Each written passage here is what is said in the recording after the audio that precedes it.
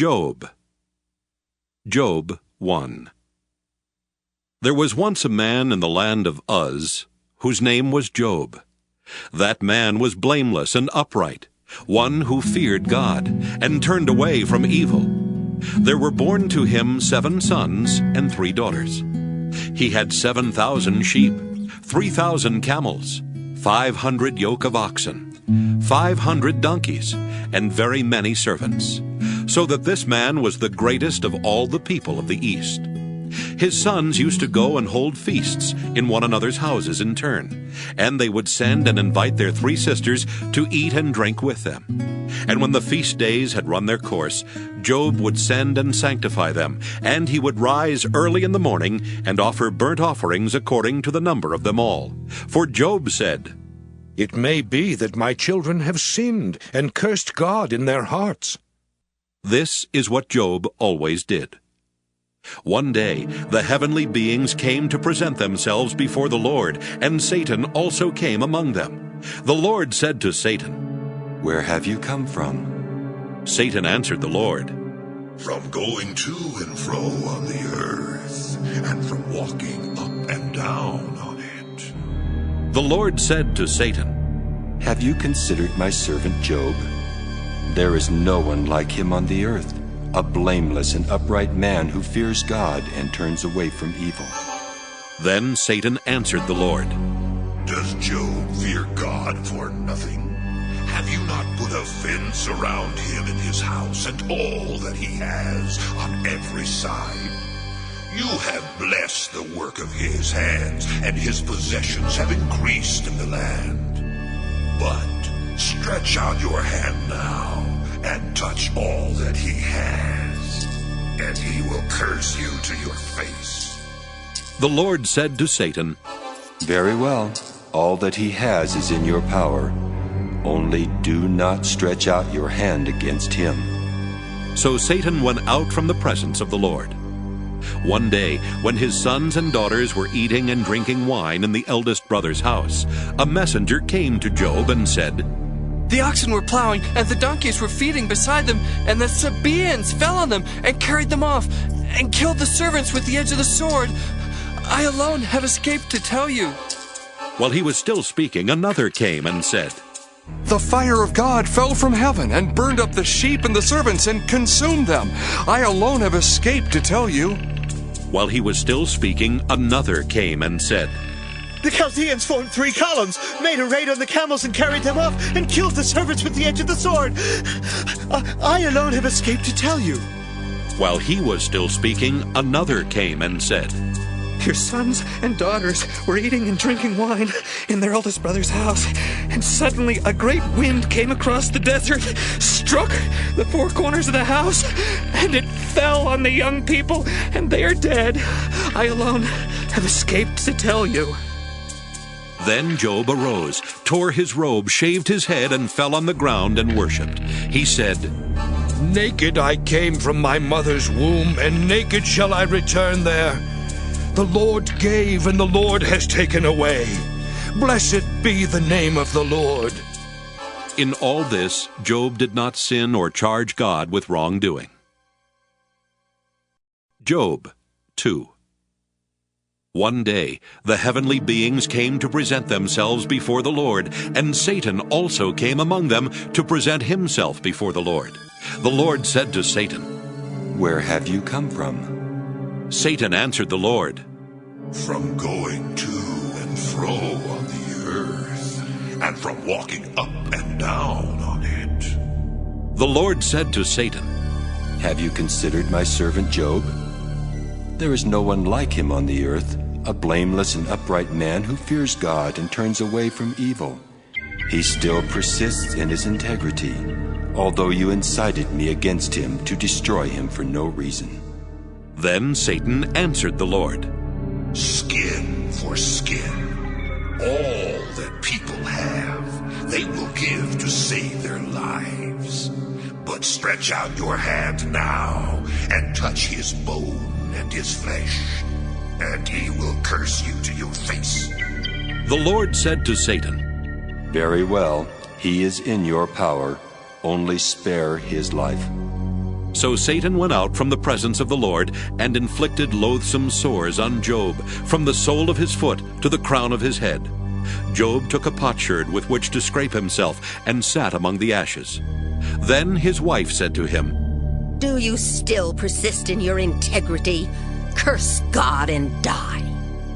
But he said to her, You speak as any foolish woman would speak.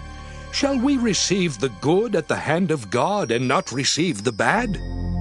In all this, Job did not sin with his lips. Now when Job's 3 friends heard of all these troubles that had come upon him, each of them set out from his home: Eliphaz the Temanite, Bildad the Shuhite, and Zophar the Naamathite. They met together to go and console and comfort him. When they saw him from a distance, they did not recognize him, and they raised their voices and wept aloud. They tore their robes and threw dust in the air upon their heads. They sat with him on the ground 7 days and 7 nights, and no one spoke a word to him, for they saw that his suffering was very great. Job 3. After this, Job opened his mouth and cursed the day of his birth. Job said, Let the day perish in which I was born, and the night that said, A man-child is conceived. Let that day be darkness. May God above not seek it, or light shine on it. Let gloom and deep darkness claim it. Let clouds settle upon it. Let the blackness of the day terrify it. That night let thick darkness seize it. Let it not rejoice among the days of the year. Let it not come into the number of the months. Yes, let that night be barren. Let no joyful cry be heard in it. Let those curse it who curse the sea, those who are skilled to rouse up Leviathan. Let the stars of its dawn be dark. Let it hope for light, but have none. May it not see the eyelids of the morning, because it did not shut the doors of my mother's womb and hide trouble from my eyes. Why did I not die at birth, come forth from the womb and expire? Why were there knees to receive me, or breasts for me to suck? Now I would be lying down and quiet. I would be asleep. Then I would be at rest with kings and counselors of the earth who rebuild ruins for themselves, or with princes who have gold, who fill their houses with silver. Or why was I not buried like a stillborn child, like an infant that never sees the light? There the wicked cease from troubling, and there the weary are at rest. There the prisoners are at ease together. They do not hear the voice of the taskmaster. The small and the great are there, and the slaves are free from their masters. Why is light given to one in misery, and life to the bitter in soul, who long for death, but it does not come, and dig for it more than for hidden treasures, who rejoice exceedingly, and are glad when they find the grave? Why is light given to one who cannot see the way, whom God has fenced in? For my sighing comes like my bread, and my groanings are poured out like water. Truly the thing that I fear comes upon me, and what I dread befalls me. I am not at ease, nor am I quiet. I have no rest, but trouble comes. Job 4. Then Eliphaz the Temanite answered, If one ventures a word with you, will you be offended? But who can keep from speaking? See, you have instructed many, you have strengthened the weak hands. Your words have supported those who were stumbling, and you've made firm the feeble knees. But now it has come to you, and you are impatient. It touches you, and you are dismayed. Is not your fear of God your confidence, and the integrity of your ways your hope? Think now, who that was innocent ever perished? Or where were the upright cut off? As I have seen, those who plow iniquity and sow trouble reap the same. By the breath of God they perish, and by the blast of his anger they are consumed. The roar of the lion, the voice of the fierce lion, and the teeth of the young lions are broken. The strong lion perishes for lack of prey, and the whelps of the lioness are scattered.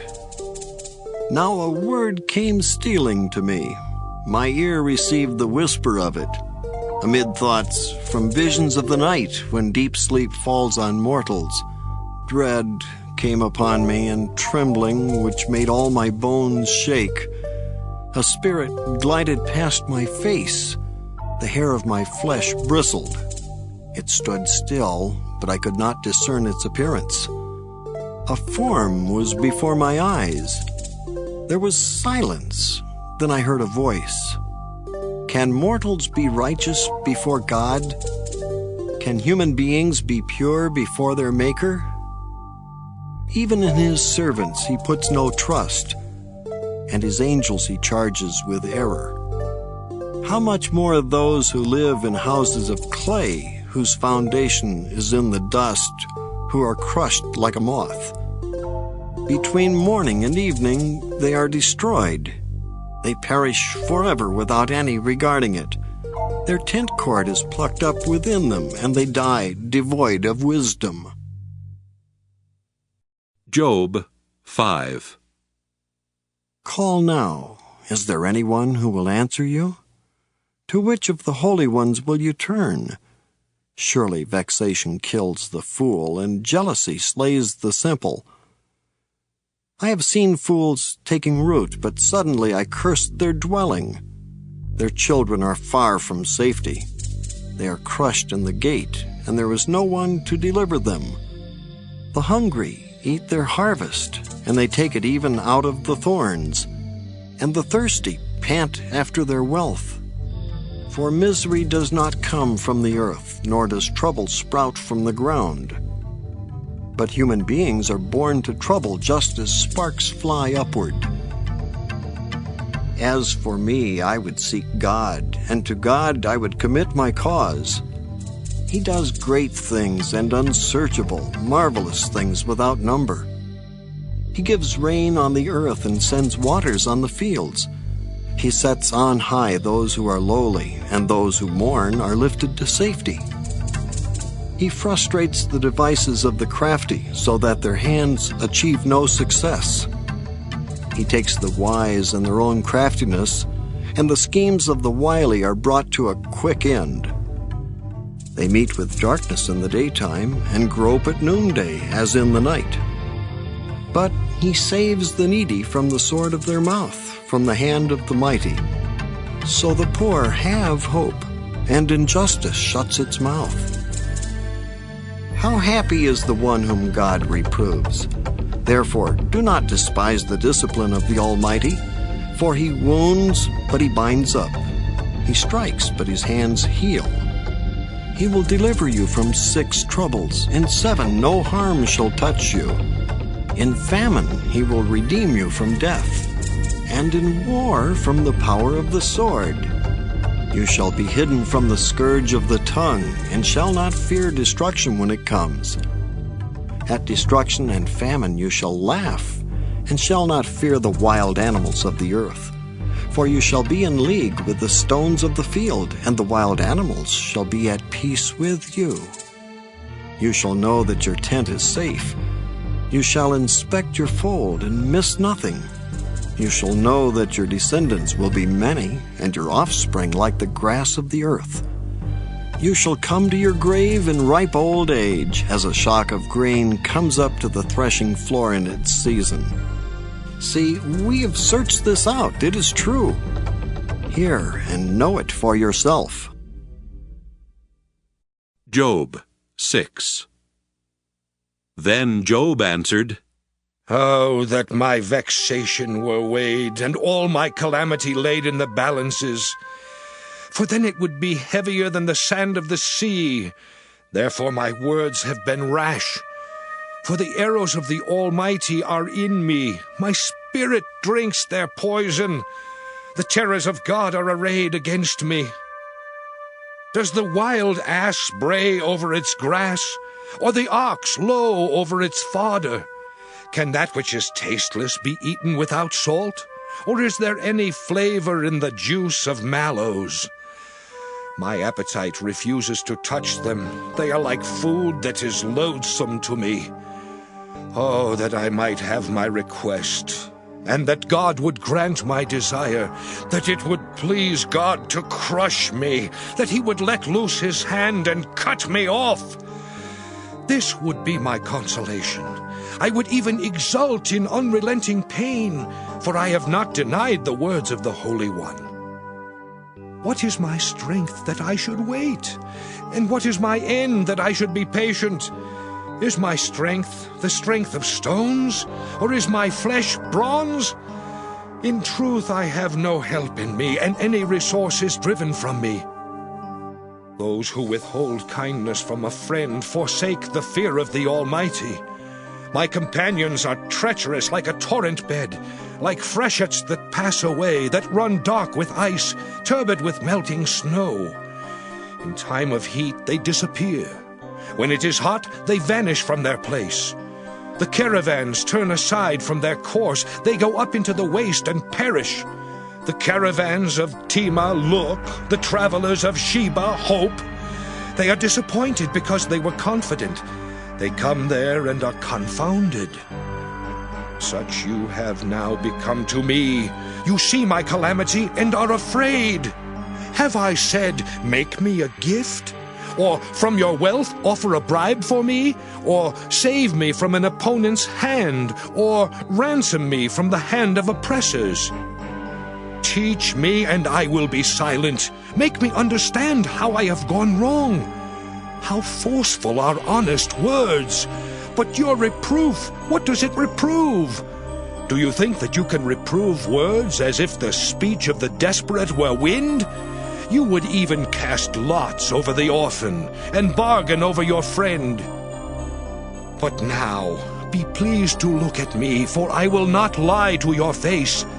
Turn, I pray, let no wrong be done. Turn now, my vindication is at stake. Is there any wrong on my tongue? Cannot my taste discern calamity? Job 7. Do not human beings have a hard service on earth? And are not their days like the days of a laborer? Like a slave who longs for the shadow, and like laborers who look for their wages, so I am allotted months of emptiness, and nights of misery are apportioned to me. When I lie down, I say, when shall I rise? But the night is long, and I am full of tossing until dawn. My flesh is clothed with worms and dirt. My skin hardens, then breaks out again. My days are swifter than a weaver's shuttle, and come to their end without hope. Remember that my life is a breath. My eye will never again see good. The eye that beholds me will see me no more.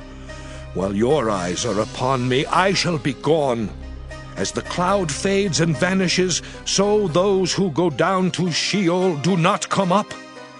They return no more to their houses, nor do their places know them any more. Therefore I will not restrain my mouth. I will speak in the anguish of my spirit. I will complain in the bitterness of my soul. Am I the sea or the dragon that you set a guard over me? When I say, my bed will comfort me, my couch will ease my complaint, then you scare me with dreams and terrify me with visions, so that I would choose strangling and death rather than this body. I loathe my life. I would not live forever. Let me alone, for my days are a breath. What are human beings that you make so much of them, that you set your mind on them, visit them every morning, test them every moment? Will you not look away from me for a while? Let me alone until I swallow my spittle. If I sin, what do I do to you, you watcher of humanity? Why have you made me your target? Why have I become a burden to you? Why do you not pardon my transgression and take away my iniquity? For now I shall lie in the earth. You will seek me, but I shall not be. Job 8. Then Bildad the Shuhite answered, How long will you say these things, and the words of your mouth be a great wind? Does God pervert justice? Or does the Almighty pervert the right?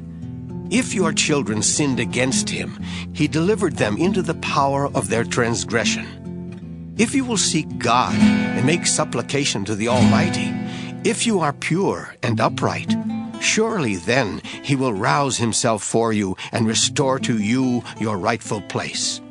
Though your beginning was small, your latter days will be very great.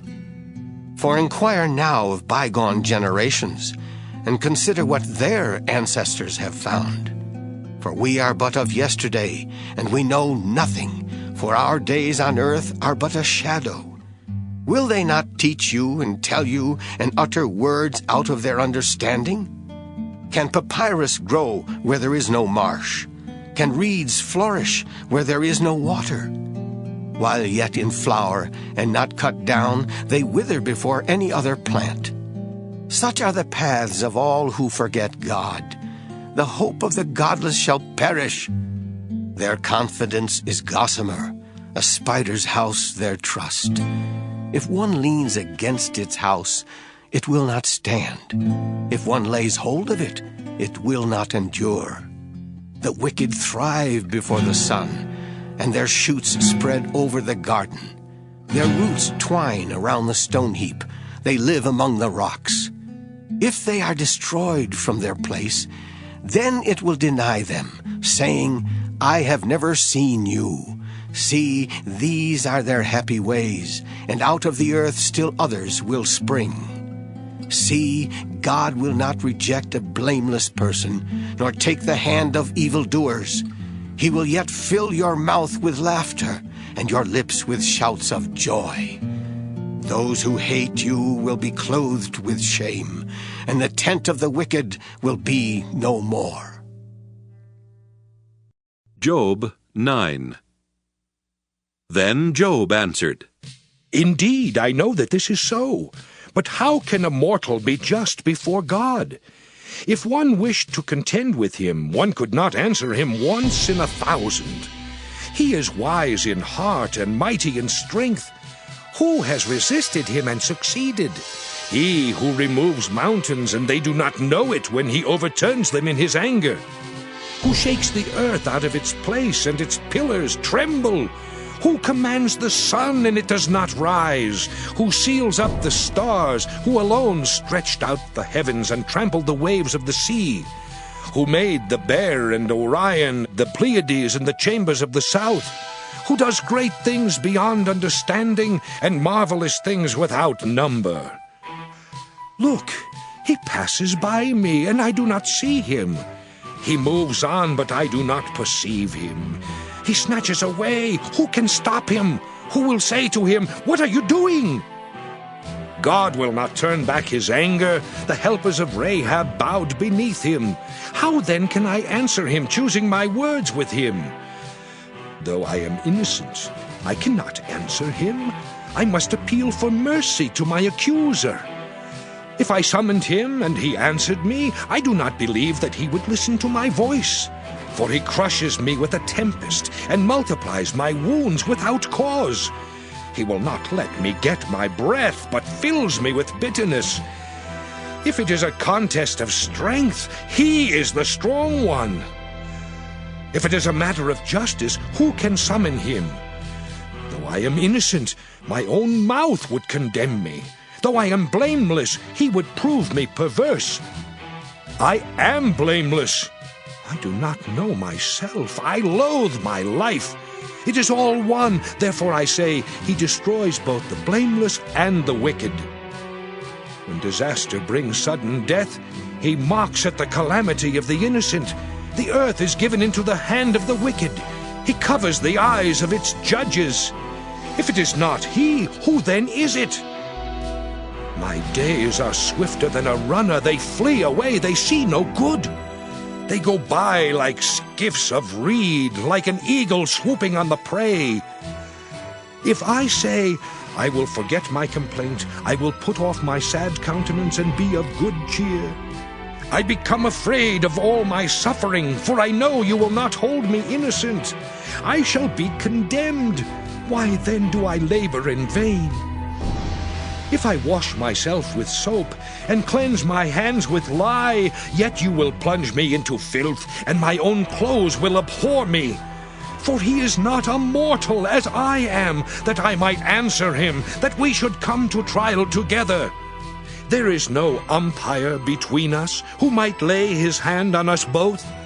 If he would take his rod away from me, and not let dread of him terrify me, then I would speak without fear of him, for I know I am not what I am thought to be. Job 10. I loathe my life. I will give free utterance to my complaint. I will speak in the bitterness of my soul. I will say to God, do not condemn me. Let me know why you contend against me. Does it seem good to you to oppress, to despise the work of your hands and favor the schemes of the wicked? Do you have eyes of flesh? Do you see as humans see? Are your days like the days of mortals, or your years like human years, that you seek out my iniquity and search for my sin, although you know that I am not guilty, and there is no one to deliver out of your hand?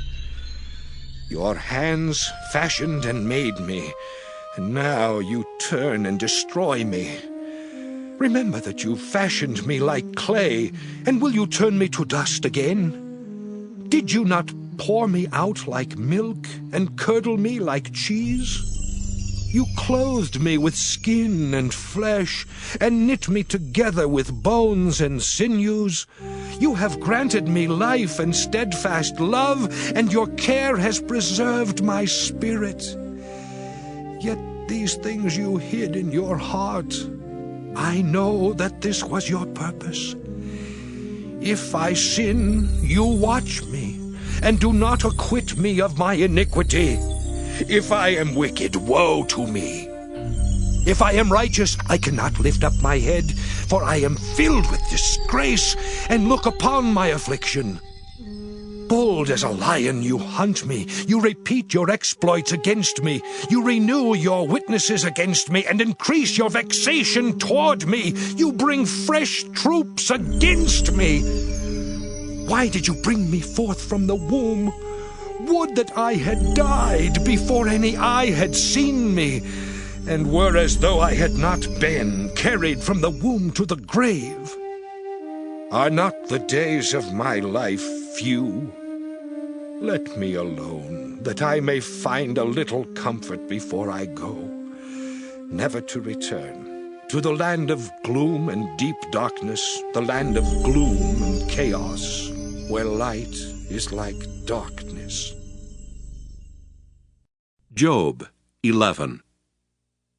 Then Zophar the Naamathite answered, Should a multitude of words go unanswered? And should one full of talk be vindicated? Should your babble put others to silence? And when you mock, shall no one shame you? For you say, My conduct is pure, and I am clean in God's sight. But oh, that God would speak and open his lips to you, and that he would tell you the secrets of wisdom, for wisdom is many-sided. Know then that God exacts of you less than your guilt deserves. Can you find out the deep things of God? Can you find out the limit of the Almighty? It is higher than heaven. What can you do? Deeper than Sheol. What can you know? Its measure is longer than the earth and broader than the sea. If he passes through and imprisons and assembles for judgment, who can hinder him? For he knows those who are worthless. When he sees iniquity, will he not consider it? But a stupid person will get understanding when a wild ass is born human. If you direct your heart rightly, you will stretch out your hands toward him. If iniquity is in your hand, put it far away, and do not let wickedness reside in your tents. Surely then you will lift up your face without blemish. You will be secure and will not fear. You will forget your misery. You will remember it as waters that have passed away. and your life will be brighter than the noonday. Its darkness will be like the morning. And you will have confidence because there is hope. You will be protected and take your rest in safety. You will lie down and no one will make you afraid. Many will entreat your favor, but the eyes of the wicked will fail.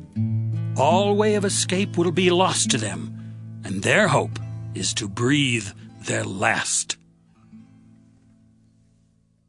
Job 12. Then Job answered, No doubt you are the people, and wisdom will die with you. But I have understanding as well as you. I am not inferior to you. Who does not know such things as these? I am a laughingstock to my friends, I who called upon God, and he answered me. A just and blameless man, I am a laughingstock. Those at ease have contempt for misfortune, but it is ready for those whose feet are unstable. The tents of robbers are at peace, and those who provoke God are secure, who bring their God in their hands. But ask the animals, and they will teach you, the birds of the air, and they will tell you. Ask the plants of the earth, and they will teach you, and the fish of the sea will declare to you. Who among all these does not know that the hand of the Lord has done this? In his hand is the life of every living thing, and the breath of every human being. Does not the ear test words as the palate tastes food? Is wisdom with the aged, and understanding in length of days? With God are wisdom and strength. He has counsel and understanding. If he tears down, no one can rebuild. If he shuts someone in, no one can open up. If he withholds the waters, they dry up. If he sends them out, they overwhelm the land. With him are strength and wisdom. The deceived and the deceiver are his. He leads counselors away stripped, and makes fools of judges. He looses the sash of kings, and binds a waistcloth on their loins. He leads priests away stripped, and overthrows the mighty. He deprives of speech those who are trusted, and takes away the discernment of the elders. He pours contempt on princes, and looses the belt of the strong. He uncovers the deeps out of darkness, and brings deep darkness to light. He makes nations great, then destroys them. He enlarges nations, then leads them away. He strips understanding from the leaders of the earth, and makes them wander in a pathless waste. They grope in the dark without light. He makes them stagger like a drunkard. Job 13. Look, my eye has seen all this, my ear has heard and understood it. What you know, I also know. I am not inferior to you. But I would speak to the Almighty, and I desire to argue my case with God. As for you, you whitewash with lies. All of you are worthless physicians. If you would only keep silent, that would be your wisdom. Hear now my reasoning, and listen to the pleadings of my lips. Will you speak falsely for God, and speak deceitfully for him? Will you show partiality toward him? Will you plead the case for God? Will it be well with you when he searches you out, or can you deceive him as one person deceives another? He will surely rebuke you if in secret you show partiality. Will not his majesty terrify you, and the dread of him fall upon you? Your maxims are proverbs of ashes. Your defenses are defenses of clay. Let me have silence, and I will speak, and let come on me what may. I will take my flesh in my teeth, and put my life in my hand. See, he will kill me. I have no hope, but I will defend my ways to his face. This will be my salvation, that the godless shall not come before him. Listen carefully to my words, and let my declaration be in your ears. I have indeed prepared my case. I know that I shall be vindicated. Who is there that will contend with me? for then I would be silent and die. Only grant 2 things to me, then I will not hide myself from your face. Withdraw your hand far from me, and do not let dread of you terrify me. Then call, and I will answer, or let me speak, and you reply to me. How many are my iniquities and my sins? Make me know my transgression and my sin. Why do you hide your face and count me as your enemy? Will you frighten a wind-blown leaf and pursue dried chaff? For you write bitter things against me and make me reap the iniquities of my youth. You put my feet in the stocks and watch all my paths. You set a bound to the soles of my feet. One wastes away like a rotten thing, like a garment that is moth-eaten. Job 14. A mortal born of woman, few of days and full of trouble, comes up like a flower and withers, flees like a shadow and does not last. Do you fix your eyes on such a one? Do you bring me into judgment with you? Who can bring a clean thing out of an unclean? No one can. Since their days are determined, and the number of their months is known to you, and you have appointed the bounds that they cannot pass, look away from them and desist, that they may enjoy like laborers their days. For there is hope for a tree, if it is cut down, that it will sprout again, and that its shoots will not cease. Though its root grows old in the earth, and its stump dies in the ground, yet at the scent of water it will bud, and put forth branches like a young plant. But mortals die, and are laid low. Humans expire, and where are they? As waters fail from a lake, and a river wastes away and dries up, so mortals lie down and do not rise again. Until the heavens are no more, they will not awake or be roused out of their sleep. Oh, that you would hide me in Sheol, that you would conceal me until your wrath is past, that you would appoint me a set time and remember me. If mortals die, will they live again? All the days of my service I would wait until my release should come. You would call, and I would answer you. You would long for the work of your hands, for then you would not number my steps. You would not keep watch over my sin. My transgression would be sealed up in a bag, and you would cover over my iniquity. But the mountain falls and crumbles away, and the rock is removed from its place. The waters wear away the stones, the torrents wash away the soil of the earth, so you destroy the hope of mortals. You prevail forever against them, and they pass away.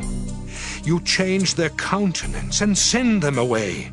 Their children come to honor, and they do not know it.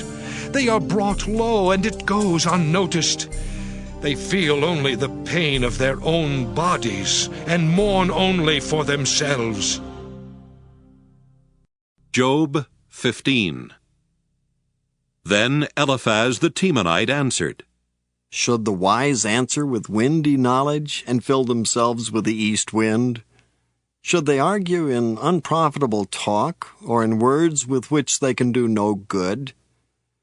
But you are doing away with the fear of God, and hindering meditation before God. For your iniquity teaches your mouth, and you choose the tongue of the crafty. Your own mouth condemns you, and not I. Your own lips testify against you.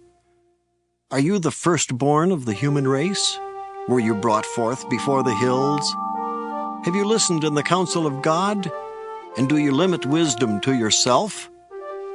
What do you know that we do not know? What do you understand that is not clear to us? The gray-haired and the aged are on our side, those older than your father. Are the consolations of God too small for you, or the word that deals gently with you? Why does your heart carry you away, and why do your eyes flash, so that you turn your spirit against God and let such words go out of your mouth? What are mortals that they can be clean, or those born of woman that they can be righteous? God puts no trust even in his holy ones, and the heavens are not clean in his sight. How much less one who is abominable and corrupt, one who drinks iniquity like water?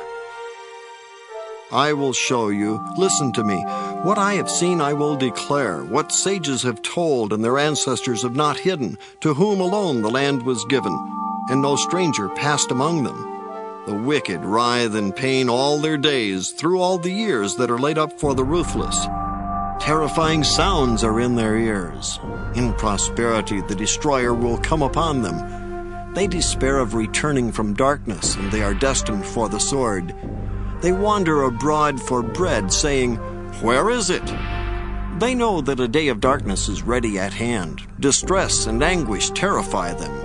They prevail against them like a king prepared for battle, because they stretched out their hands against God and bid defiance to the Almighty, running stubbornly against him with a thick-bossed shield. Because they have covered their faces with their fat and gathered fat upon their loins, they will live in desolate cities, in houses that no one should inhabit, houses destined to become heaps of ruins. They will not be rich, and their wealth will not endure, nor will they strike root in the earth. They will not escape from darkness, the flame will dry up their shoots, and their blossom will be swept away by the wind. Let them not trust in emptiness, deceiving themselves, for emptiness will be their recompense. It'll be paid in full before their time, and their branch will not be green. They'll shake off their unripe grape like the vine, and cast off their blossoms like the olive tree. For the company of the godless is barren, and fire consumes the tents of bribery. They conceive mischief and bring forth evil, and their heart prepares deceit. Job 16. Then Job answered, I have heard many such things. Miserable comforters are you all. Have windy words no limits? Or what provokes you that you keep on talking? I also could talk as you do if you were in my place. I could join words together against you and shake my head at you. I could encourage you with my mouth, and the solace of my lips would assuage your pain. If I speak, my pain is not assuaged, and if I forbear, how much of it leaves me? Surely now God has worn me out. He has made desolate all my company, and he has shriveled me up, which is a witness against me. My leanness has risen up against me, and it testifies to my face. He has torn me in his wrath and hated me. He has gnashed his teeth at me. My adversary sharpens his eyes against me. They have gaped at me with their mouths. They have struck me insolently on the cheek. They mass themselves together against me. God gives me up to the ungodly and casts me into the hands of the wicked. I was at ease, and he broke me in two. He seized me by the neck and dashed me to pieces. He set me up as his target. His archers surround me. He slashes open my kidneys and shows no mercy. He pours out my gall on the ground. He bursts upon me again and again. He rushes at me like a warrior. I have sewed sackcloth upon my skin and have laid my strength in the dust. My face is red with weeping, and deep darkness is on my eyelids, though there is no violence in my hands, and my prayer is pure. O earth, do not cover my blood. Let my outcry find no resting place. Even now, in fact, my witness is in heaven, and he that vouches for me is on high. My friends scorn me. My eye pours out tears to God, that he would maintain the right of a mortal with God, as one does for a neighbor. For when a few years have come, I shall go the way from which I shall not return. Job 17. My spirit is broken, my days are extinct, the grave is ready for me. Surely there are mockers around me, and my eye dwells on their provocation. Lay down a pledge for me with yourself. Who is there that will give surety for me? Since you have closed their minds to understanding, therefore you will not let them triumph. Those who denounce friends for reward, the eyes of their children will fail. He has made me a byword of the peoples, and I am one before whom people spit. My eye has grown dim from grief, and all my members are like a shadow. The upright are appalled at this, and the innocent stir themselves up against the godless. Yet the righteous hold to their way, and they that have clean hands grow stronger and stronger. But you, come back now, all of you, and I shall not find a sensible person among you. My days are past, my plans are broken off, the desires of my heart. They make night into day. The light, they say, is near to the darkness. If I look for Sheol as my house, if I spread my couch in darkness, if I say to the pit, you are my father, and to the worm, my mother, or my sister, where then is my hope? Who will see my hope? Will it go down to the bars of Sheol? Shall we descend together into the dust? Job 18. Then Bildad the Shuhite answered, How long will you hunt for words? Consider, and then we shall speak. Why are we counted as cattle? Why are we stupid in your sight? You who tear yourself in your anger, shall the earth be forsaken because of you? Or the rock be removed out of its place? Surely the light of the wicked is put out, and the flame of their fire does not shine. The light is dark in their tent, and the lamp above them is put out. Their strong steps are shortened, and their own schemes throw them down. For they are thrust into a net by their own feet, and they walk into a pitfall. A trap seizes them by the heel, a snare lays hold of them. A rope is hid for them in the ground, a trap for them in the path. Terrors frighten them on every side and chase them at their heels. Their strength is consumed by hunger, and calamity is ready for their stumbling. By disease their skin is consumed. The firstborn of death consumes their limbs. They are torn from the tent in which they trusted, and are brought to the king of terrors. In their tents nothing remains. Sulfur is scattered upon their habitations. Their roots dry up beneath, and their branches wither above. Their memory perishes from the earth, and they have no name in the street. They are thrust from light into darkness, and driven out of the world. They have no offspring or descendant among their people, and no survivor where they used to live. They of the west are appalled at their fate, and horror seizes those of the east. Surely such are the dwellings of the ungodly. Such is the place of those who do not know God. Job 19. Then Job answered, How long will you torment me and break me in pieces with words? These 10 times you have cast reproach upon me. Are you not ashamed to wrong me? And even if it is true that I have erred, my error remains with me. If indeed you magnify yourselves against me, and make my humiliation an argument against me, know then that God has put me in the wrong, and closed his net around me. Even when I cry out, violence, I am not answered. I call aloud, but there is no justice. He has walled up my way so that I cannot pass, and he has set darkness upon my paths. He has stripped my glory from me, and taken the crown from my head. He breaks me down on every side, and I am gone. He has uprooted my hope like a tree. He has kindled his wrath against me, and counts me as his adversary. His troops come on together. They have thrown up siege works against me, and encamp around my tent. He has put my family far from me, and my acquaintances are wholly estranged from me. My relatives and my close friends have failed me. The guests in my house have forgotten me.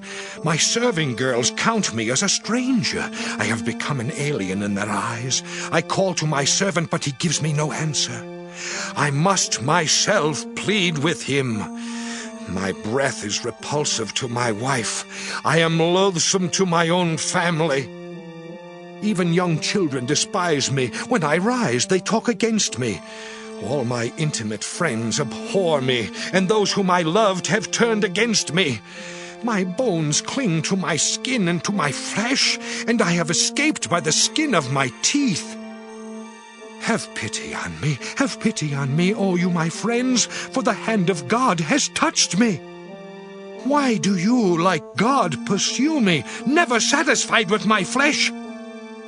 Oh, that my words were written down! Oh, that they were inscribed in a book! Oh, that with an iron pen and with lead they were engraved on a rock forever! For I know that my Redeemer lives, and that at the last he will stand upon the earth. And after my skin has been thus destroyed, then in my flesh I shall see God, whom I shall see on my side, and my eyes shall behold, and not another. My heart faints within me. If you say, "How we will persecute him," and "The root of the matter is found in him," be afraid of the sword, for wrath brings the punishment of the sword, so that you may know there is a judgment. Job 20. Then Zophar the Naamathite answered, Pay attention. My thoughts urge me to answer, because of the agitation within me. I hear censure that insults me, and a spirit beyond my understanding answers me. Do you not know this from of old, ever since mortals were placed on earth, that the exulting of the wicked is short, and the joy of the godless is but for a moment? Even though they mount up high as the heavens, and their head reaches to the clouds, they will perish forever like their own dung. Those who have seen them will say, Where are they? And they will fly away like a dream and not be found. They will be chased away like a vision of the night. The eye that saw them will see them no more, nor will their place behold them any longer. Their children will seek the favor of the poor, and their hands will give back their wealth. Their bodies, once full of youth, will lie down in the dust with them. Though wickedness is sweet in their mouth, though they hide it under their tongues, though they are loath to let it go and hold it in their mouths, yet their food is turned in their stomachs. It is the venom of asps within them. They swallow down riches and vomit them up again. God cast them out of their bellies. They will suck the poison of asps. The tongue of a viper will kill them. They will not look on the rivers, the streams flowing with honey and curds. They will give back the fruit of their toil and will not swallow it down. From the profit of their trading they will get no enjoyment. For they have crushed and abandoned the poor. They have seized a house that they did not build. They knew no quiet in their bellies. In their greed they let nothing escape. There was nothing left after they had eaten. Therefore their prosperity will not endure. In full sufficiency they will be in distress. All the force of misery will come upon them to fill their belly to the full. God will send his fierce anger into them and rain it upon them as their food. They will flee from an iron weapon. A bronze arrow will strike them through. It is drawn forth and comes out of their body, and the glittering point comes out of their gall. Terrors come upon them. Utter darkness is laid up for their treasures. A fire fanned by no one will devour them. What is left in their tent will be consumed. The heavens will reveal their iniquity, and the earth will rise up against them. The possessions of their house will be carried away, dragged off in the day of God's wrath. This is the portion of the wicked from God, the heritage decreed for them by God. Job 21. Then Job answered, Listen carefully to my words, and let this be your consolation. Bear with me, and I will speak. Then after I have spoken, mock on. As for me, is my complaint addressed to mortals? Why should I not be impatient? Look at me and be appalled, and lay your hand upon your mouth. When I think of it, I am dismayed, and shuddering seizes my flesh. Why do the wicked live on, reach old age, and grow mighty in power? Their children are established in their presence, and their offspring before their eyes. Their houses are safe from fear, and no rod of God is upon them. Their bull breeds without fail, their cow calves and never miscarries. They send out their little ones like a flock, and their children dance around. They sing to the tambourine and the lyre, and rejoice to the sound of the pipe. They spend their days in prosperity, and in peace they go down to Sheol. They say to God, "Leave us alone. We do not desire to know your ways. What is the Almighty that we should serve him? And what profit do we get if we pray to him?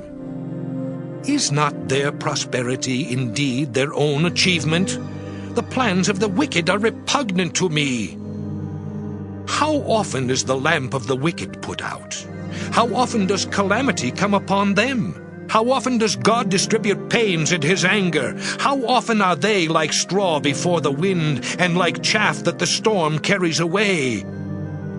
You say, God stores up their iniquity for their children. Let it be paid back to them so that they may know it. Let their own eyes see their destruction, and let them drink of the wrath of the Almighty. For what do they care for their household after them, when the number of their months is cut off? Will any teach God knowledge, seeing that he judges those that are on high? One dies in full prosperity, being wholly at ease and secure, his loins full of milk and the marrow of his bones moist. Another dies in bitterness of soul, never having tasted of good. They lie down alike in the dust, and the worms cover them. Oh, I know your thoughts and your schemes to wrong me. For you say, where is the house of the prince? Where is the tent in which the wicked lived? Have you not asked those who traveled the roads, and do you not accept their testimony, that the wicked are spared in the day of calamity, and are rescued in the day of wrath? Who declares their way to their face, and who repays them for what they have done? When they are carried to the grave, a watch is kept over their tomb. The clods of the valley are sweet to them. Everyone will follow after, and those who went before are innumerable. How then will you comfort me with empty nothings? There is nothing left of your answers but falsehood. Job 22. Then Eliphaz the Temanite answered, Can a mortal be of use to God? Can even the wisest be of service to him? Is it any pleasure to the Almighty if you are righteous, or is it gain to him if you make your ways blameless? Is it for your piety that he reproves you and enters into judgment with you? Is not your wickedness great? There is no end to your iniquities, for you have exacted pledges from your family for no reason, and stripped the naked of their clothing. You have given no water to the weary to drink, and you have withheld bread from the hungry.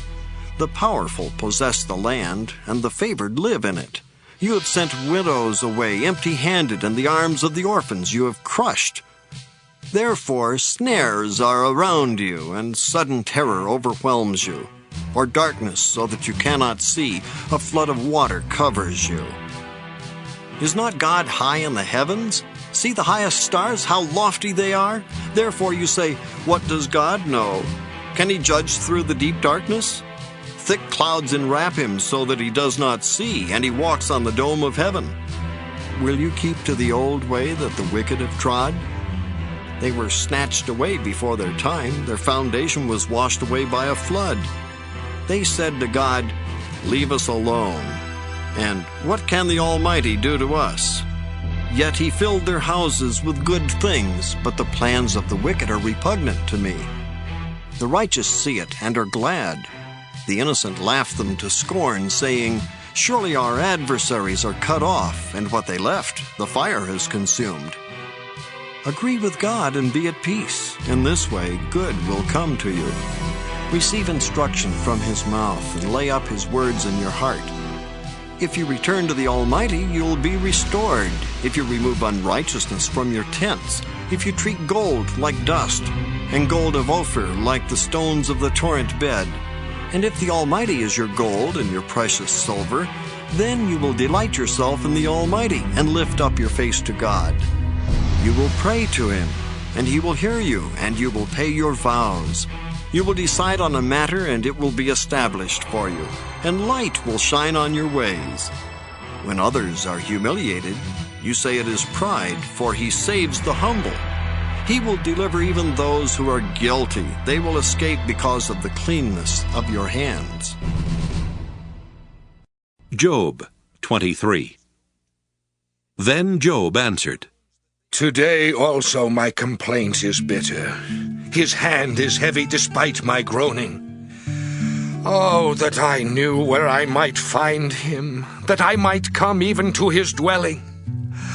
I would lay my case before Him and fill my mouth with arguments. I would learn what He would answer me and understand what He would say to me. Would He contend with me in the greatness of His power? No, but He would give heed to me. There an upright person could reason with Him, and I should be acquitted forever by my judge. If I go forward, He is not there, or backward, I cannot perceive Him. On the left He hides, and I cannot behold Him. I turn to the right, but I cannot see Him. But He knows the way that I take. When He has tested me, I shall come out like gold. My foot has held fast to His steps. I have kept His way and have not turned aside. I have not departed from the commandment of His lips. I have treasured in my bosom the words of His mouth. But He stands alone, and who can dissuade Him? What He desires, that He does. For He will complete what He appoints for me, and many such things are in His mind. Therefore I am terrified at His presence. When I consider, I am in dread of Him. God has made my heart faint. The Almighty has terrified me. If only I could vanish in darkness, and thick darkness would cover my face. Job 24. Why are times not kept by the Almighty? And why do those who know Him never see His days? The wicked remove landmarks. They seize flocks and pasture them. They drive away the donkey of the orphan. They take the widow's ox for a pledge. They thrust the needy off the road.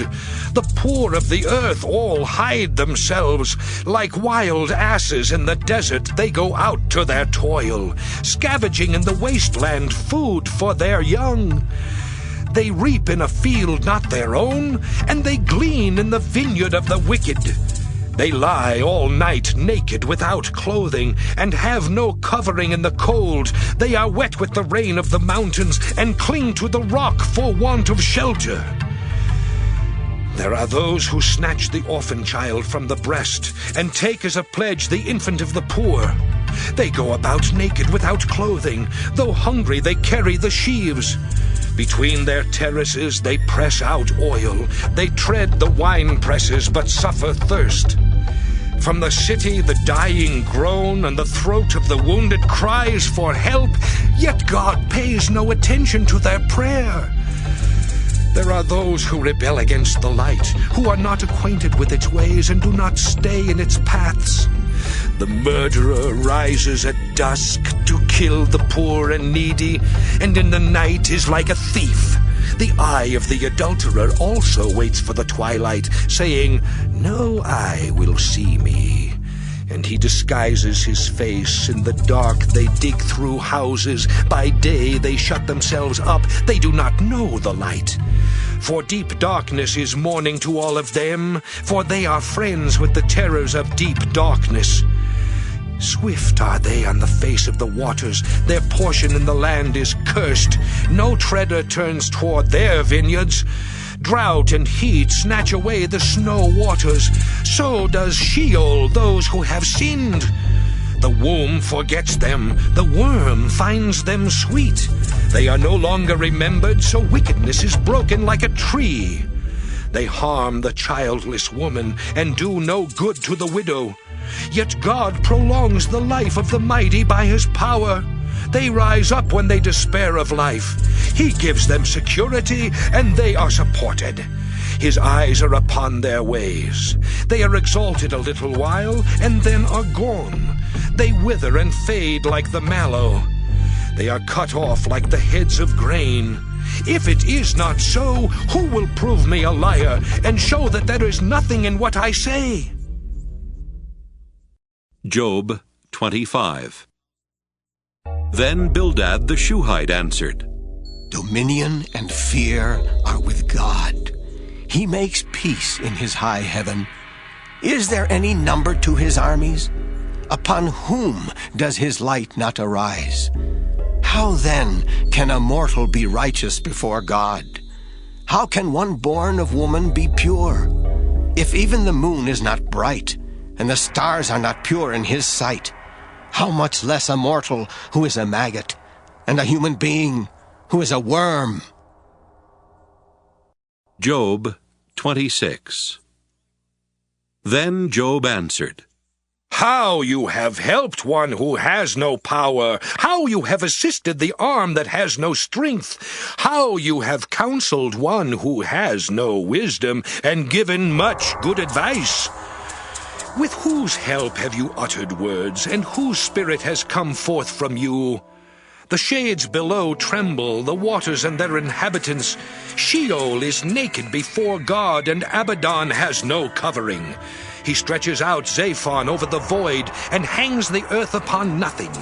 He binds up the waters in his thick clouds, and the cloud is not torn open by them. He covers the face of the full moon, and spreads over it his cloud. He has described a circle on the face of the waters, at the boundary between light and darkness. The pillars of heaven tremble, and are astounded at his rebuke. By his power he stilled the sea. By his understanding he struck down Rahab. By his wind the heavens were made fair. His hand pierced the fleeing serpent. These are indeed but the outskirts of his ways. And how small a whisper do we hear of him? But the thunder of his power, who can understand?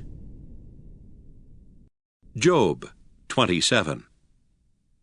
Job again took up his discourse and said, As God lives, who has taken away my rights, and the Almighty, who has made my soul bitter, as long as my breath is in me, and the Spirit of God is in my nostrils, my lips will not speak falsehood, and my tongue will not utter deceit.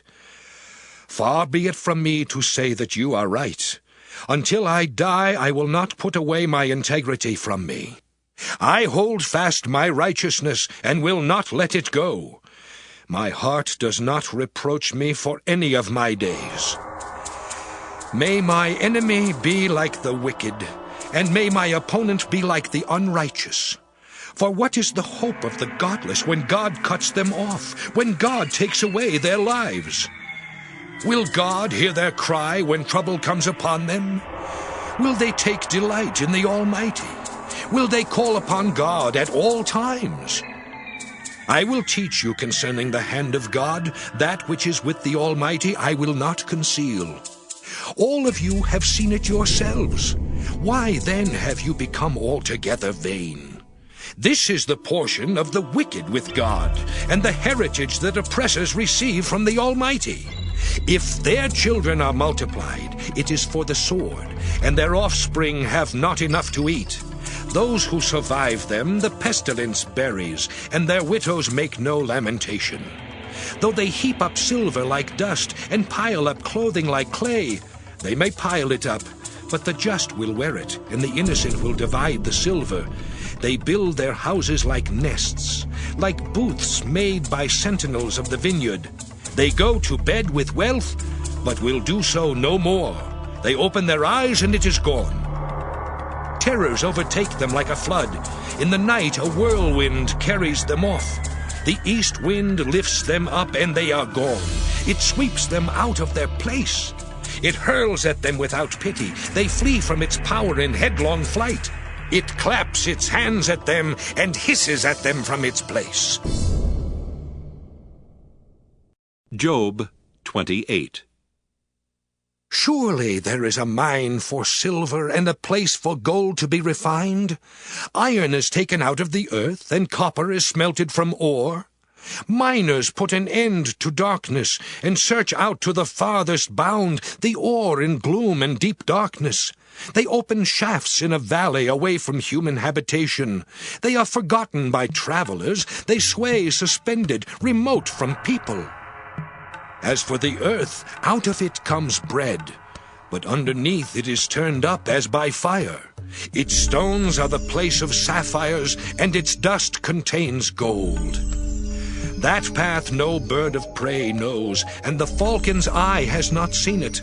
The proud wild animals have not trodden it, the lion has not passed over it. They put their hand to the flinty rock, and overturn mountains by the roots. They cut out channels in the rocks, and their eyes see every precious thing. The sources of the rivers they probe, hidden things they bring to light. But where shall wisdom be found? And where is the place of understanding? Mortals do not know the way to it, and it is not found in the land of the living. The deep says, "It is not in me," and the sea says, "It is not with me."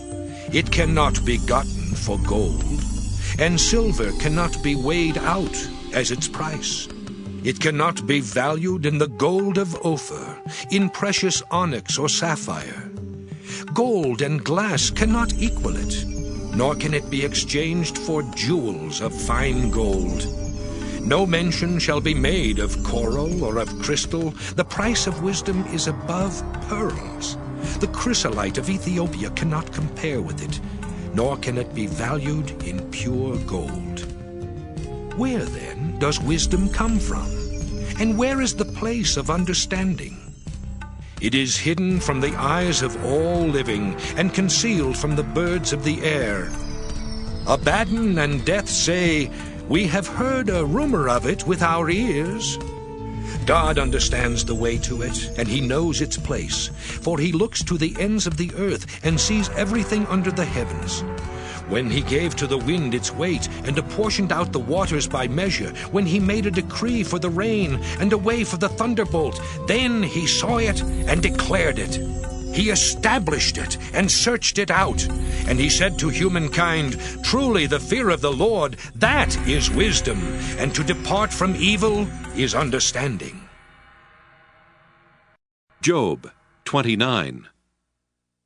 Job again took up his discourse and said, "Oh, that I were as in the months of old, as in the days when God watched over me, when his lamp shone over my head, and by his light I walked through darkness.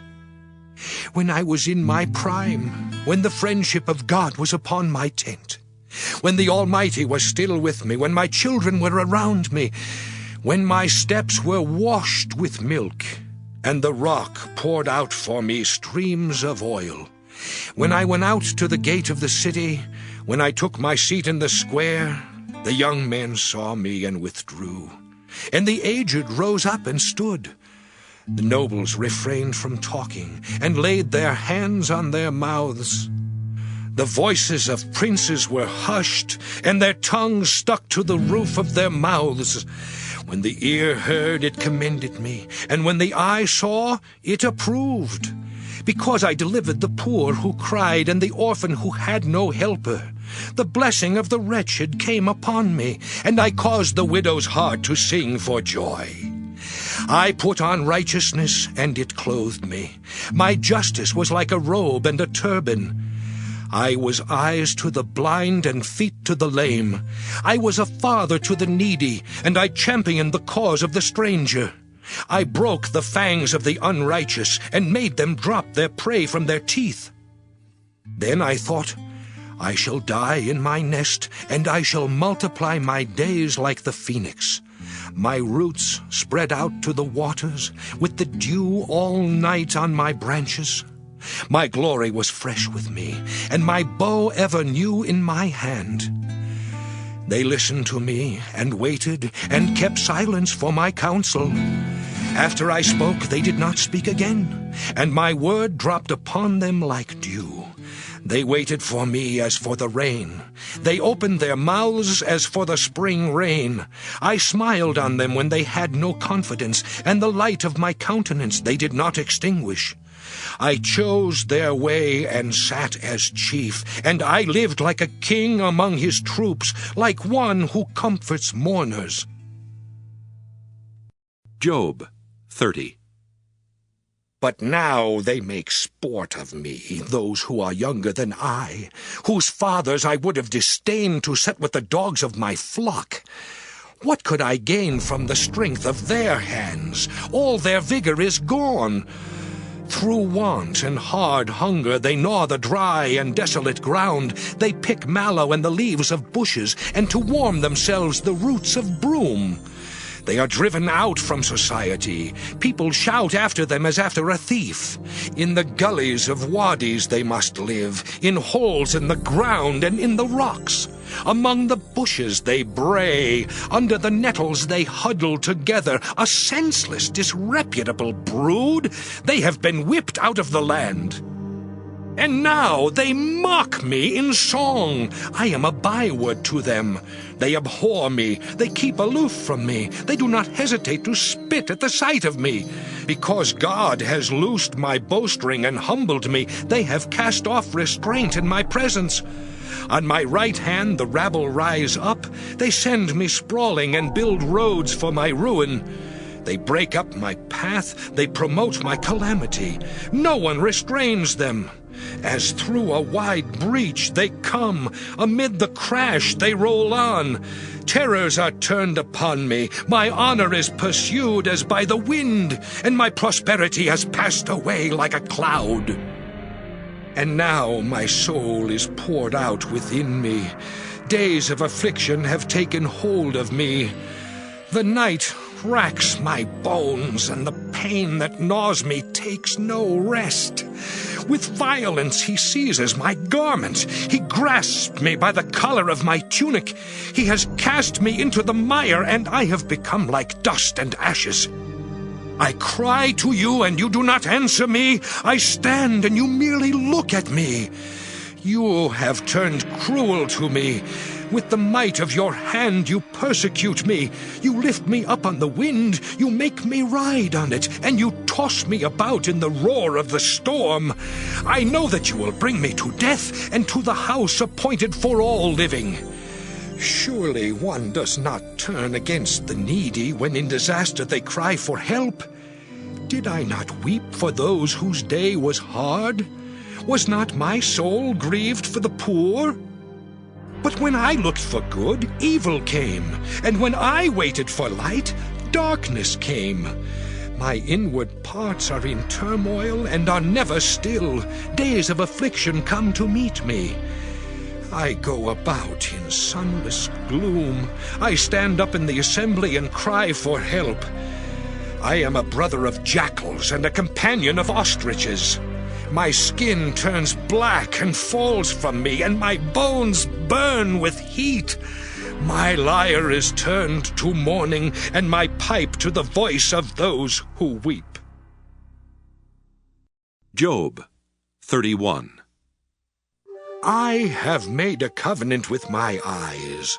How then could I look upon a virgin? What would be my portion from God above, and my heritage from the Almighty on high? Does not calamity befall the unrighteous, and disaster the workers of iniquity?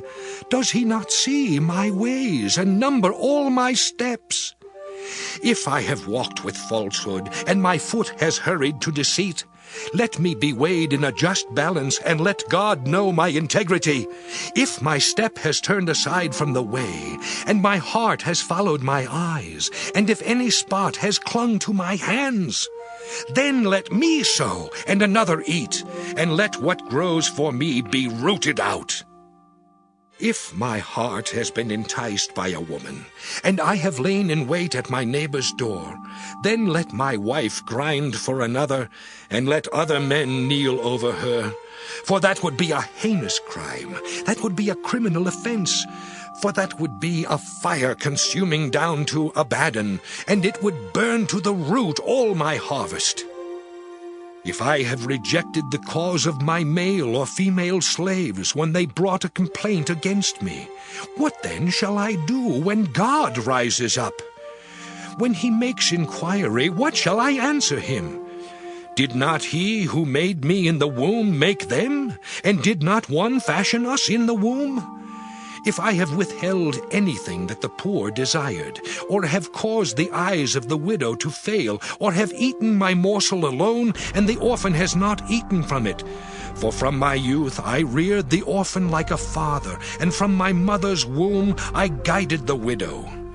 If I have seen anyone perish for lack of clothing, or a poor person without covering, whose loins have not blessed me, and who was not warmed with the fleece of my sheep, if I have raised my hand against the orphan, because I saw I had supporters at the gate, then let my shoulder blade fall from my shoulder, and let my arm be broken from its socket. For I was in terror of calamity from God, and I could not have faced his majesty.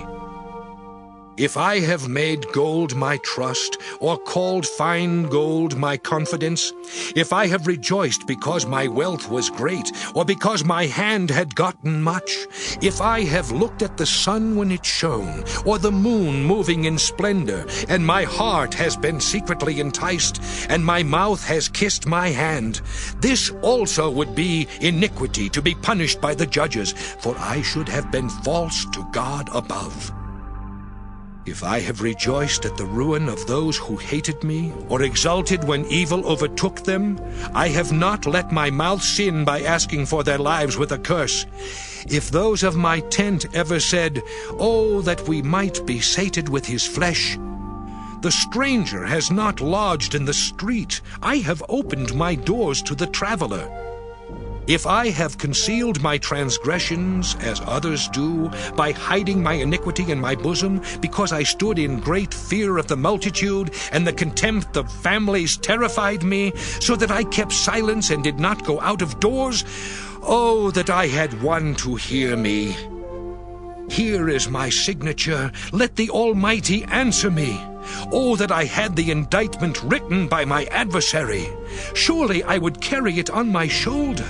I would bind it on me like a crown. I would give him an account of all my steps. Like a prince I would approach him. If my land has cried out against me, and its furrows have wept together, if I have eaten its yield without payment, and caused the death of its owners, let thorns grow instead of wheat, and foul weeds instead of barley. The words of Job are ended. Job 32. So these 3 men ceased to answer Job, because he was righteous in his own eyes. Then Elihu, son of Barachel the Buzite of the family of Ram, became angry. He was angry at Job because he justified himself rather than God. He was angry also at Job's 3 friends because they had found no answer, though they had declared Job to be in the wrong. Now Elihu had waited to speak to Job because they were older than he.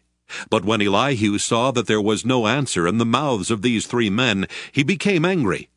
Elihu, son of Barachel the Buzite, answered, I am young in years, and you are aged. Therefore I was timid and afraid to declare my opinion to you. I said, Let days speak, and many years teach wisdom. But truly it is the spirit in a mortal, the breath of the Almighty that makes for understanding. It is not the old that are wise, nor the aged that understand what is right. Therefore I say, Listen to me. Let me also declare my opinion. See, I waited for your words. I listened for your wise sayings while you searched out what to say. I gave you my attention, but there was in fact no one that confuted Job, no one among you that answered his words. Yet do not say, We have found wisdom. God may vanquish him, not a human. He has not directed his words against me, and I will not answer him with your speeches. They are dismayed. They answer no more. They have not a word to say. And am I to wait because they do not speak? Because they stand there and answer no more? I also will give my answer. I also will declare my opinion, for I am full of words. The spirit within me constrains me. My heart is indeed like wine that has no vent. Like new wineskins, it is ready to burst. I must speak, so that I may find relief. I must open my lips and answer. I will not show partiality to any person or use flattery toward anyone, for I do not know how to flatter, or my Maker would soon put an end to me. Job 33. But now, hear my speech, O Job, and listen to all my words. See, I open my mouth, the tongue in my mouth speaks. My words declare the uprightness of my heart, and what my lips know they speak sincerely. The Spirit of God has made me, and the breath of the Almighty gives me life. Answer me if you can. Set your words in order before me. Take your stand. See, before God I am as you are. I too was formed from a piece of clay. No fear of me need terrify you. My pressure will not be heavy on you. Surely you have spoken in my hearing, and I have heard the sound of your words. You say, I am clean, without transgression. I am pure, and there is no iniquity in me. Look, he finds occasions against me. He counts me as his enemy. He puts my feet in the stocks and watches all my paths. But in this you are not right. I will answer you. God is greater than any mortal. Why do you contend against him, saying, he will answer none of my words? For God speaks in one way, and in two, though people do not perceive it. In a dream, in a vision of the night, when deep sleep falls on mortals, while they slumber on their beds, then he opens their ears, and terrifies them with warnings, that he may turn them aside from their deeds, and keep them from pride, to spare their souls from the pit, their lives from traversing the river. They are also chastened with pain upon their beds, and with continual strife in their bones, so that their lives loathe bread, and their appetites dainty food. Their flesh is so wasted away that it cannot be seen, and their bones, once invisible, now stick out. Their souls draw near the pit, and their lives to those who bring death. Then, if there should be for one of them an angel, a mediator, one of 1,000, one who declares a person upright, and he is gracious to that person and says, deliver him from going down into the pit. I have found a ransom. Let his flesh become fresh with youth. Let him return to the days of his youthful vigor. Then he prays to God and is accepted by him. He comes into his presence with joy, and God repays him for his righteousness. That person sings to others and says, I sinned and perverted what was right, and it was not paid back to me. He has redeemed my soul from going down to the pit, and my life shall see the light. God indeed does all these things, twice, 3 times with mortals, to bring back their souls from the pit, so that they may see the light of life. Pay heed, Job. Listen to me. Be silent, and I will speak. If you have anything to say, answer me. Speak, for I desire to justify you. If not, listen to me. Be silent, and I will teach you wisdom. Job 34. Then Elihu continued and said, Hear my words, you wise men, and give ear to me, you who know. For the ear tests words, as the palate tastes food. Let us choose what is right. Let us determine among ourselves what is good. For Job has said, I am innocent, and God has taken away my right.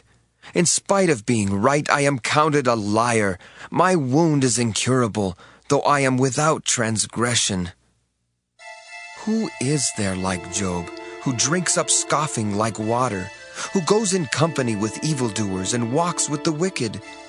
For he has said, "It profits one nothing to take delight in God."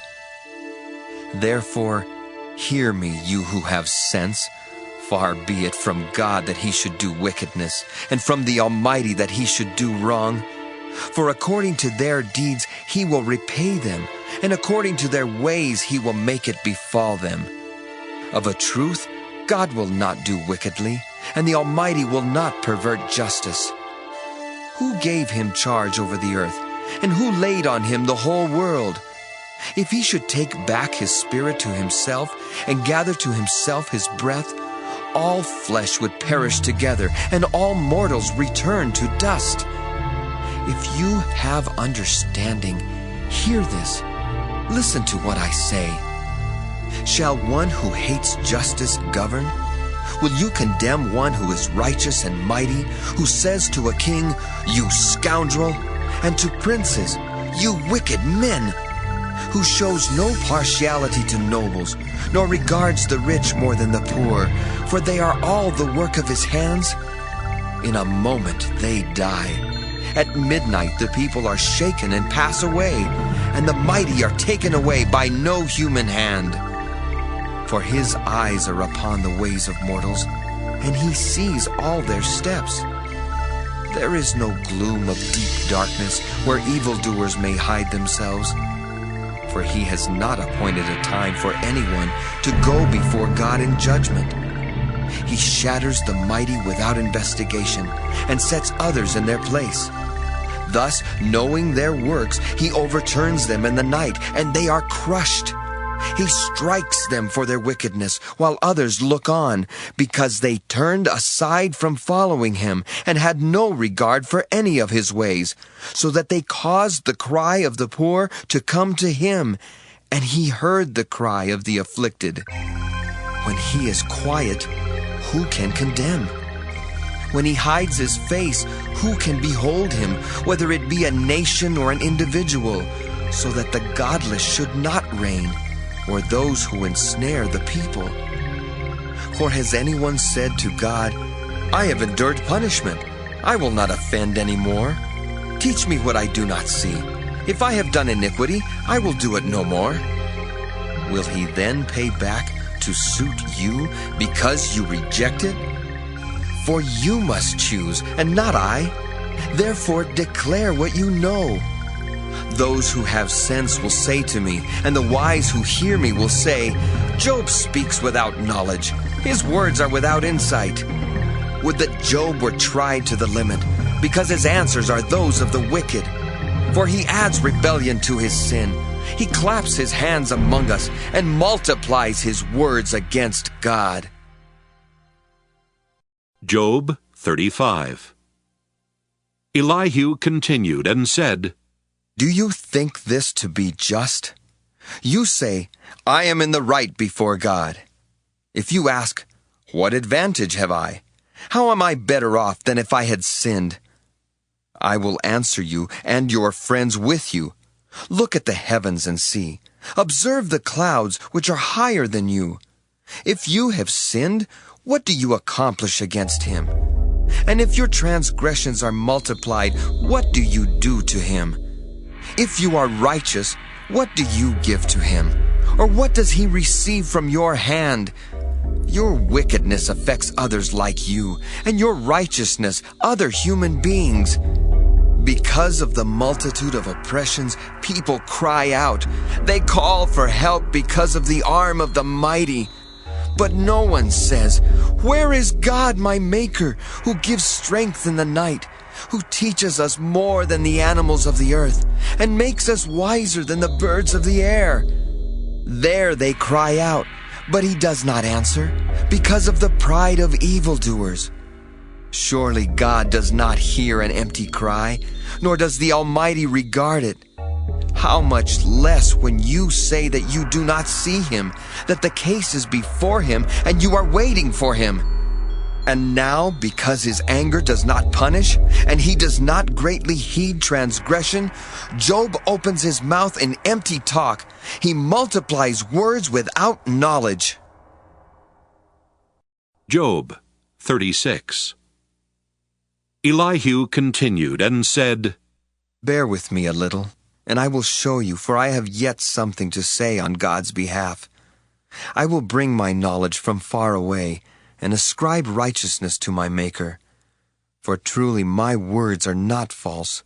One who is perfect in knowledge is with you. Surely God is mighty and does not despise any. He is mighty in strength of understanding. He does not keep the wicked alive, but gives the afflicted their right. He does not withdraw his eyes from the righteous, but with kings on the throne he sets them forever, and they are exalted. And if they are bound in fetters and caught in the cords of affliction, then he declares to them their work and their transgressions, that they are behaving arrogantly. He opens their ears to instruction, and commands that they return from iniquity.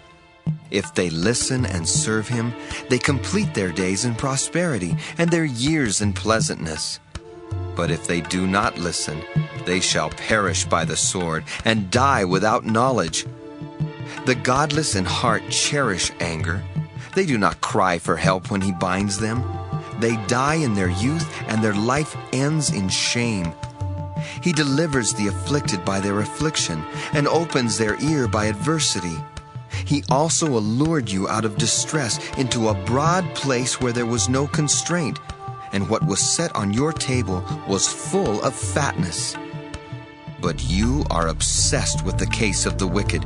Judgment and justice seize you. Beware that wrath does not entice you into scoffing, and do not let the greatness of the ransom turn you aside. Will your cry avail to keep you from distress, or will all the force of your strength? Do not long for the night, when peoples are cut off in their place. Beware, do not turn to iniquity. Because of that you have been tried by affliction. See, God is exalted in his power. Who is a teacher like him? Who has prescribed for him his way? Or who can say, you have done wrong? Remember to extol his work, of which mortals have sung. All people have looked on it. Everyone watches it from far away. Surely God is great, and we do not know him. The number of his years is unsearchable. For he draws up the drops of water. He distills his mist and rain, which the skies pour down and drop upon mortals abundantly. Can anyone understand the spreading of the clouds, the thunderings of his pavilion? See, he scatters his lightning around him and covers the roots of the sea. For by these he governs peoples. He gives food in abundance. He covers his hands with the lightning and commands it to strike the mark. Its crashing tells about him. He is jealous with anger against iniquity. Job 37. At this also my heart trembles and leaps out of its place. Listen, listen to the thunder of his voice and the rumbling that comes from his mouth. Under the whole heaven he lets it loose, and his lightning to the corners of the earth. After it his voice roars.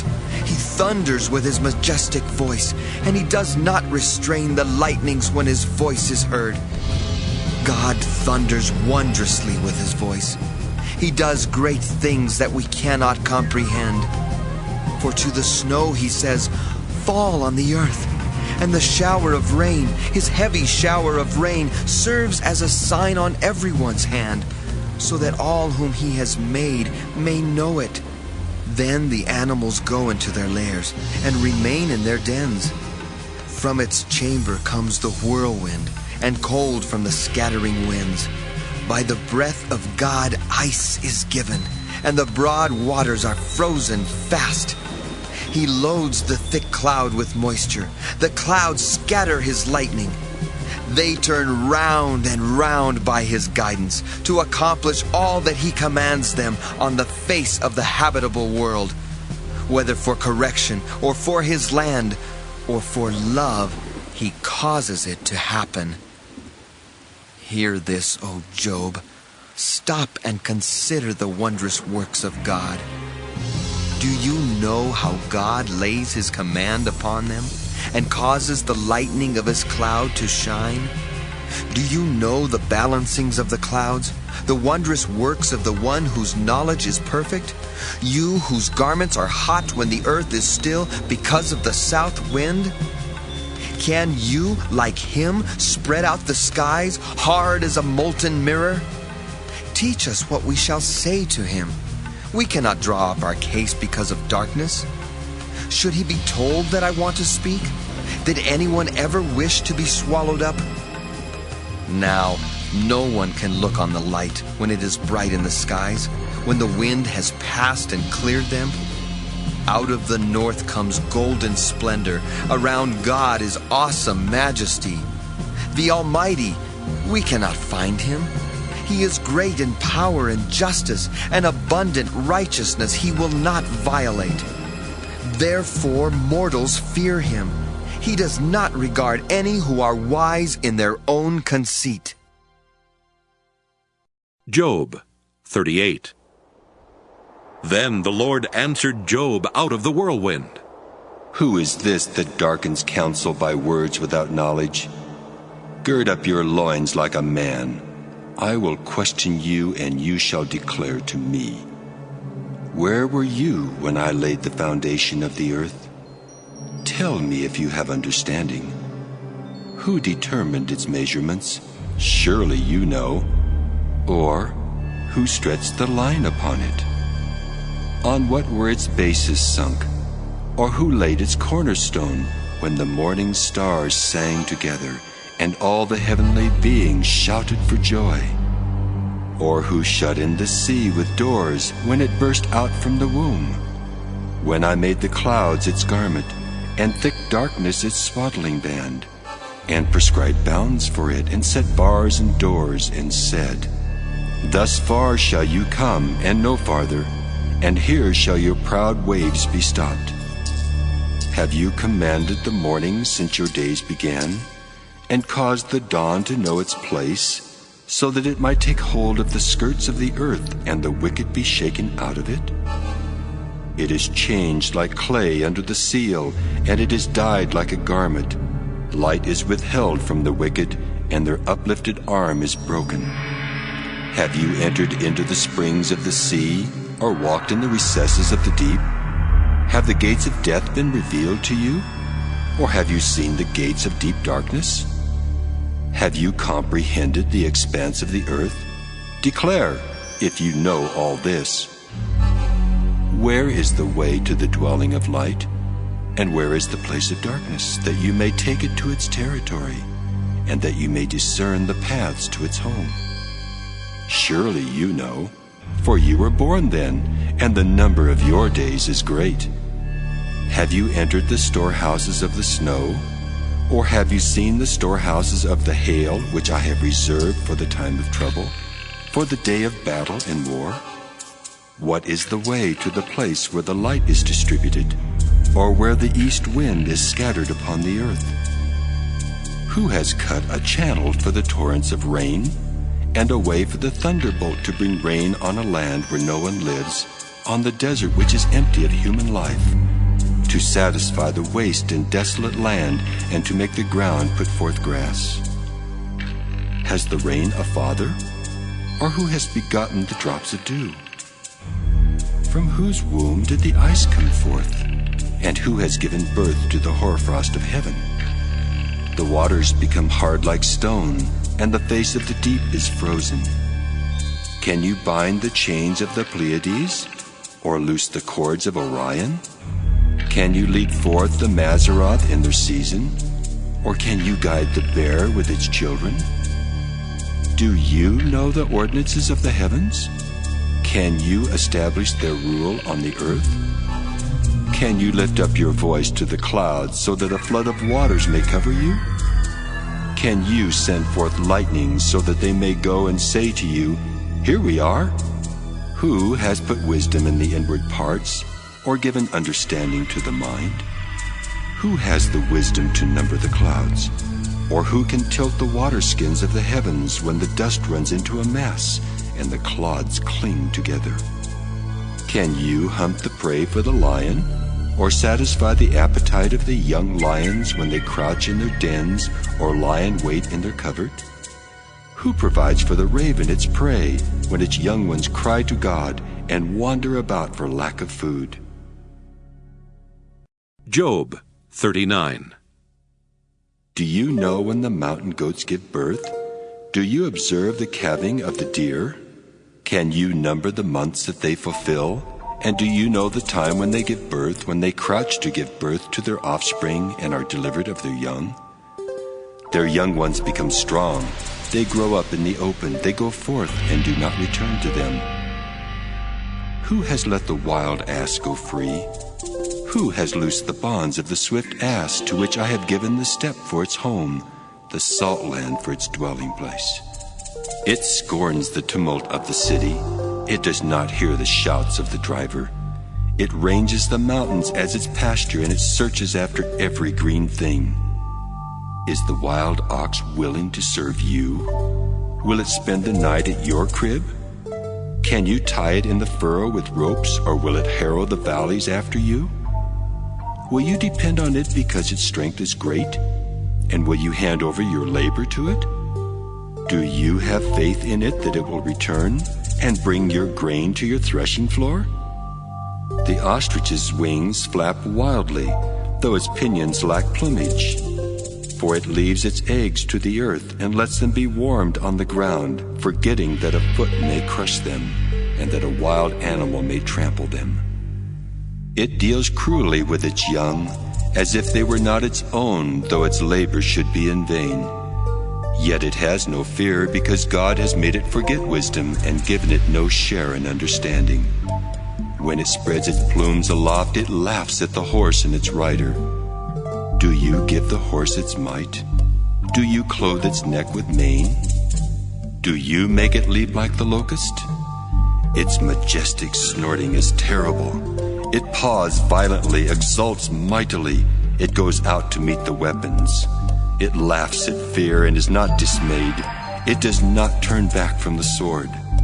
Upon it rattle the quiver, the flashing spear, and the javelin. With fierceness and rage it swallows the ground.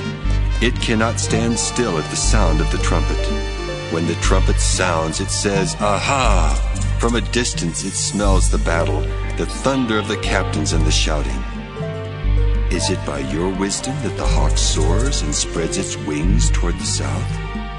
Is it at your command that the eagle mounts up and makes its nest on high? It lives on the rock and makes its home in the fastness of the rocky crag.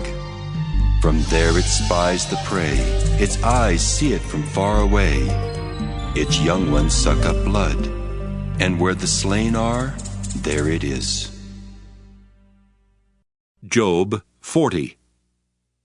And the Lord said to Job, Shall a fault finder contend with the Almighty? Anyone who argues with God must respond. Then Job answered the Lord, See, I am of small account. What shall I answer you? I lay my hand on my mouth. I have spoken once, and I will not answer. Twice, but will proceed no further. Then the Lord answered Job out of the whirlwind. Gird up your loins like a man. I will question you, and you declare to me. Will you even put me in the wrong? Will you condemn me that you may be justified? Have you an arm like God, and can you thunder with a voice like His? Deck yourself with majesty and dignity. Clothe yourself with glory and splendor. Pour out the overflowings of your anger, and look on all who are proud and abase them. Look on all who are proud and bring them low. Tread down the wicked where they stand. Hide them all in the dust together. Bind their faces in the world below. Then I will also acknowledge to you that your own right hand can give you victory. Look at Behemoth, which I made just as I made you. It eats grass like an ox. Its strength is in its loins, and its power in the muscles of its belly. It makes its tail stiff like a cedar. The sinews of its thighs are knit together. Its bones are tubes of bronze, its limbs like bars of iron. It is the first of the great acts of God. Only its maker can approach it with the sword. For the mountains yield food for it where all the wild animals play. Under the lotus plants it lies, in the covert of the reeds and in the marsh. The lotus trees cover it for shade, the willows of the wadi surround it. Even if the river is turbulent, it is not frightened. It is confident though Jordan rushes against its mouth. Can one take it with hooks, or pierce its nose with a snare? Job 41. Can you draw out Leviathan with a fishhook, or press down its tongue with a cord? Can you put a rope in its nose, or pierce its jaw with a hook? Will it make many supplications to you? Will it speak soft words to you? Will it make a covenant with you to be taken as your servant forever? Will you play with it as with a bird, or will you put it on leash for your girls? Will traders bargain over it? Will they divide it up among the merchants? Can you fill its skin with harpoons, or its head with fishing spears? Lay hands on it. Think of the battle. You will not do it again. Any hope of capturing it will be disappointed. Were not even the gods overwhelmed at the sight of it? No one is so fierce as to dare to stir it up. Who can stand before it? Who can confront it and be safe under the whole heaven? Who? I will not keep silence concerning its limbs, or its mighty strength, or its splendid frame.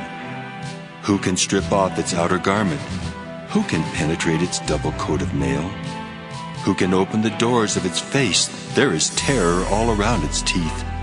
Its back is made of shields and rows, shut up closely as with a seal. One is so near to another that no air can come between them. They are joined one to another. They clasp each other and cannot be separated. Its sneezes flash forth light, and its eyes are like the eyelids of the dawn. From its mouth go flaming torches. Sparks of fire leap out. Out of its nostrils comes smoke as from a boiling pot and burning rushes. Its breath kindles coals, and a flame comes out of its mouth. In its neck abides strength, and terror dances before it. The folds of its flesh cling together. It is firmly cast and immovable. Its heart is as hard as the lower millstone. When it raises itself up, the gods are afraid. At the crashing, they are beside themselves. Though the sword reaches it, it does not avail, nor does the spear, the dart, or the javelin. It counts iron as straw, and bronze as rotten wood. The arrow cannot make it flee. Sling stones for it are turned to chaff. Clubs are counted as chaff. It laughs at the rattle of javelins. Its underparts are like sharp potsherds. It spreads itself like a threshing sledge on the mire. It makes the deep boil like a pot. It makes the sea like a pot of ointment. It leaves a shining wake behind it. One would think the deep to be white-haired. On earth it has no equal, a creature without fear. It surveys everything that is lofty. It is king over all that are proud. Job 42. Then Job answered the Lord, I know that you can do all things, and that no purpose of yours can be thwarted. Who is this that hides counsel without knowledge? Therefore I have uttered what I did not understand, things too wonderful for me which I did not know. Hear, and I will speak. I will question you, and you declare to me. I had heard of you by the hearing of the ear, but now my eye sees you. Therefore I despise myself, and repent in dust and ashes. After the Lord had spoken these words to Job, the Lord said to Eliphaz the Temanite, My wrath is kindled against you and against your two friends, for you have not spoken of me what is right as my servant Job has. Now therefore take 7 bulls and 7 rams, and go to my servant Job, and offer up for yourselves a burnt offering. And my servant Job shall pray for you, for I will accept his prayer not to deal with you according to your folly. For you have not spoken of me what is right, as my servant Job has done. So Eliphaz the Temanite, and Bildad the Shuhite, and Zophar the Naamathite went and did what the Lord had told them, and the Lord accepted Job's prayer. And the Lord restored the fortunes of Job when he had prayed for his friends, and the Lord gave Job twice as much as he had before. Then there came to him all his brothers and sisters, and all who had known him before, and they ate bread with him in his house. They showed him sympathy, and comforted him for all the evil that the Lord had brought upon him. And each of them gave him a piece of money and a gold ring. The Lord blessed the latter days of Job more than his beginning. And he had 14,000 sheep, 6,000 camels, 1,000 yoke of oxen, and 1,000 donkeys. He also had 7 sons and 3 daughters. He named the first Jemimah, the second Keziah, and the third Keren-Happuch. In all the land there were no women so beautiful as Job's daughters, and their father gave them an inheritance along with their brothers. After this, Job lived 140 years, and saw his children and his children's children 4 generations. And Job died, old and full of days.